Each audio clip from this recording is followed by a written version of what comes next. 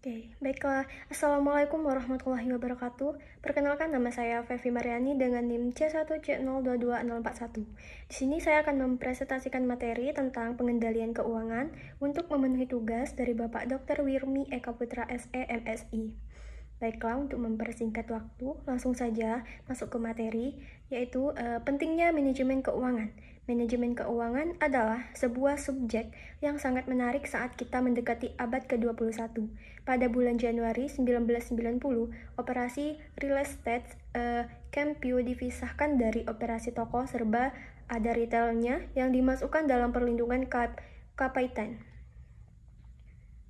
Betapa pentingnya sejumlah aspek manajemen keuangan telah ditekankan oleh sejarah kampau ini.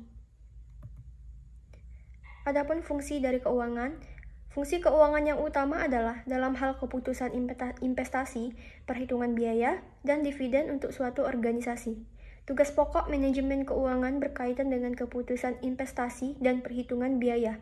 Dalam menjalankan fungsinya, manajer keuangan berkaitan langsung dengan keputusan pokok perusahaan yang berpengaruh terhadap nilai perusahaan itu sendiri.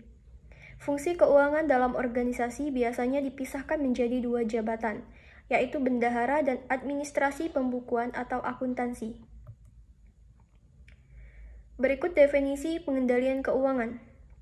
Umpan balik mechanical versus respon perilaku. Definisi pengendalian telah didasarkan pada konsep kepercayaan dan kemungkinan. Para manajer membutuhkan suatu keyakinan tentang cara dunia mereka bekerja dan dampak-dampak yang mereka hadapkan dari suatu inisiatif dipilih. Bagaimanapun, para manajer secara khusus memiliki peluang untuk dapat mendeteksi hasil-hasil keperilakuan. Selanjutnya, perluasan konsep-konsep tradisional. Konsep-konsep pengendalian tradisional dalam akuntansi seringkali berarti bahwa hasil dari informasi akuntansi adalah langkah akhir dari peran akuntan. Dalam pendekatan perilaku, menghasilkan informasi bukanlah akhir dari keterlibatan akuntan, sehingga informasi dapat dipandang sebagai suatu intermediasi dari langkah akhir. Tujuan pengendalian didasari oleh keinginan untuk memilih suatu inisiatif yang akan mengubah kemungkinan pencapaian hasil keperilakuan yang diharapkan. Selanjutnya, pengendalian terpadu. Pertama, perencanaan. Proses perencanaan dalam organisasi juga ditandai dengan istilah perilaku pendapatan tujuan. Aspek-aspek terpenting dari proses penetapan tujuan adalah mengenai dasar dari organisasi dan komunikasi. Kedua, umpan balik. Umpan balik dalam organisasi berasal dari sumber formal dan informal yang disusun dari komunikasi nonverbal. Komunikasi tersebut secara rutin dihasilkan dari statistik yang ditabulasikan sebagai dasar untuk evaluasi penyusunan. Evaluasi ini akan mempengaruhi distribusi kompensasi, pemberian sanksi, dan perubahan atas proses perencanaan serta operasi sebagai akibat dari umpan balik. Ketiga, interaksi pengendalian. Saling keterkaitan di antara subsistem pengendaliannya juga memegang peranan penting atas hasil yang kurang memuaskan. Logikanya, perencanaan lebih dahulu ada dibandingkan dengan operasi dan ukuran umpan balik berasal dari rencana-rencana operasi serta tujuan-tujuan yang ditetapkan.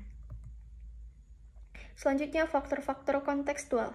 Pertama, ada ukuran. Ukuran dapat dipandang sebagai suatu peluang atau suatu hambatan. Ukuran dipandang sebagai peluang jika berfungsi sebagai pemberi manfaat ekonomi dan bukan sebagai strategi pengendalian. Ukuran dapat menjadi suatu hambatan jika pertumbuhan ekonomi menyebabkan terjadinya eliminasi terhadap strategi pengendalian. Kedua, stabilitas lingkungan. Desain pengendalian dalam lingkungan yang stabil dapat berbeda dari desain pengendalian dalam lingkungan yang selalu berubah.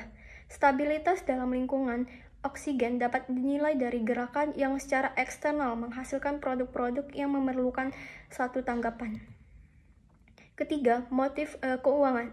Keberadaan dari motif keuangan tentunya bukanlah penghalang untuk menggunakan ukuran-ukuran penilaian akuntansi terhadap produktivitas.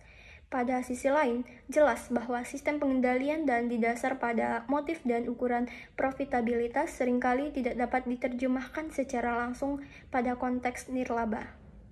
Ukuran-ukuran laba adalah penting dan meskipun sulit dapat menjadi indikator dari keberhasilan.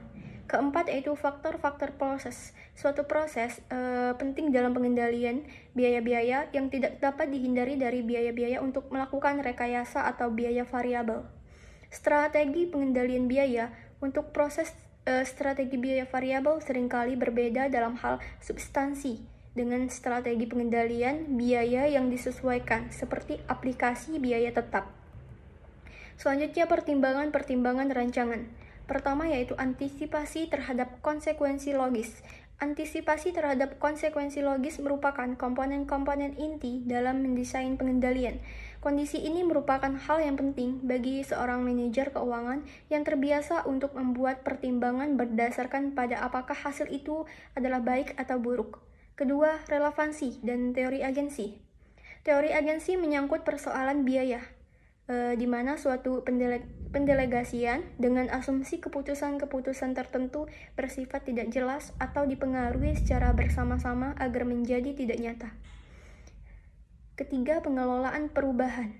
Pengelolaan perubahan adalah suatu yang penting dalam menentukan rancangan-rancangan pengendalian. Para manajer melaksanakan pengendalian untuk mencapai tujuan-tujuan yang seringkali diharapkan pada satu atau lebih dilema bisnis. Selanjutnya, pengendalian dalam era pemberdayaan.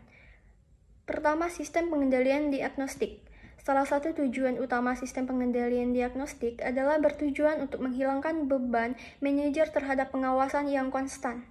Sekali tujuan ditetapkan, penghargaan akan didasarkan pada tujuan tersebut. Kedua, sistem kepercayaan. Perusahaan menggunakan sistem kepercayaan selama bertahun-tahun dalam upayanya untuk menegaskan nilai-nilai dan arah yang diinginkan oleh para manajer yang ditetapkan oleh karyawannya. Ketiga, sistem batasan. Sistem ini didasarkan pada prinsip manajemen yang sederhana namun mendasar, yang dapat disebut sebagai kekuatan pemikiran negatif. Keempat, sistem pengendalian interaktif. Sistem pengendalian interaktif ini merupakan sistem informasi formal yang digunakan oleh para manajer untuk melibatkan diri secara terus-menerus dan secara personal dalam keputusan bawahan. Kelima, menyeimbangkan pemberdayaan dan pengendalian. Para manajer senior yang mengatur arah dan strategi perusahaan secara keseluruhan memastikan bahwa mereka memiliki cukup pengendalian atas operasinya yang luas dengan menggunakan seluruh unsur pengendalian. Untuk mengkomunikasikan nilai inti, mereka mengandalkan sistem kepercayaan. Terima kasih. Baiklah, hanya ini materi yang dapat saya sampaikan. Untuk lebih dan kurang, saya mohon maaf. Dan saya akhiri, wassalamualaikum warahmatullahi wabarakatuh.